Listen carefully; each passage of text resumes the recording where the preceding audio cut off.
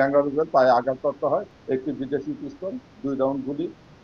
আপনারা অবগত আছেন যে গত 7/8/2026 তারিখ বেলা অনুমান 5টা 30 ঘটিকায় বিএনপি ঢাকার পল্লবী থানাধীন সেকশন 11 ব্লক বি 2 নম্বর রোডে ইমনের চায়ের দোকানের সামনে একটি গোলাগুলির ঘটনা ঘটে।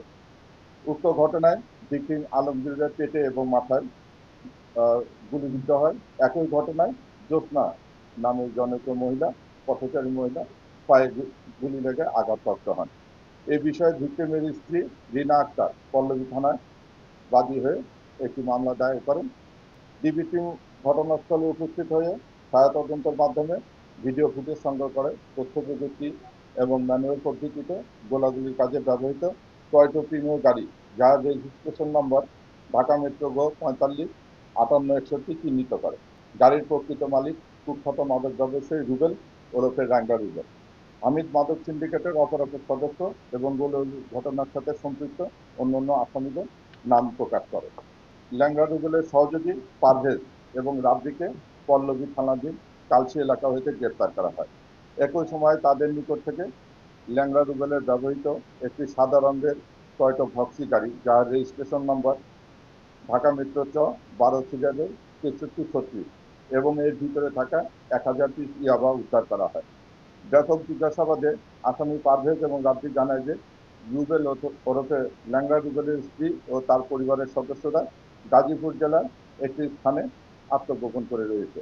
প্রাপ্ত তথ্যের ভিত্তিতে গোয়েন্দা মিরপুর বিভাগ তাৎক্ষণিকভাবে গাজীপুর জেলার শ্রীপুর থানা এলাকায় অভিযান পরিচালনা করে এবং ল্যাংড়া রুবেলের স্ত্রী ও পরিবারের সদস্যদেরকে সেখান থেকে গ্রেপ্তার করা।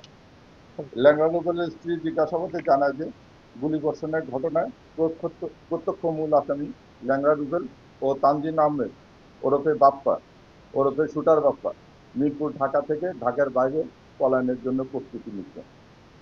উক্ত তথ্যের ভিত্তিতে তাৎক্ষণিকভাবে ডিবির অপর টিম রূপনগর থানাধীন ইস্টার্ন হাউজিং এর পাশে বেরিবেজ এলাকা থেকে গুলির ঘটনায় ব্যবহৃত লাল রঙের টয়টো প্রিমিও গাড়ি, যার রেজিস্ট্রেশন নম্বর ঢাকা মেট্রো গ 45 58 61 যোগে পালিয়ে যাওয়ার সময় ল্যাংড়া রুবেল অথবা ওরফে রুবেল ও বাপ্পা ওরফে শুটার বাপ্পাকে ডিবি গ্রেপ্তার করে। ডিবি গ্রেপ্তারকালে বাপ্পা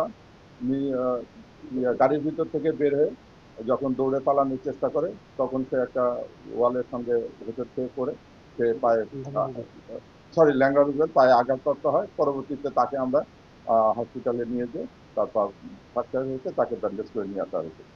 এই সময় তাদের কাছ থেকে গুলির ঘটনায় ব্যবহৃত একটি বিদেশি পিস্তল, 2 রাউন্ড গুলি এবং 2টি ম্যাগাজিন উদ্ধার করা হয়।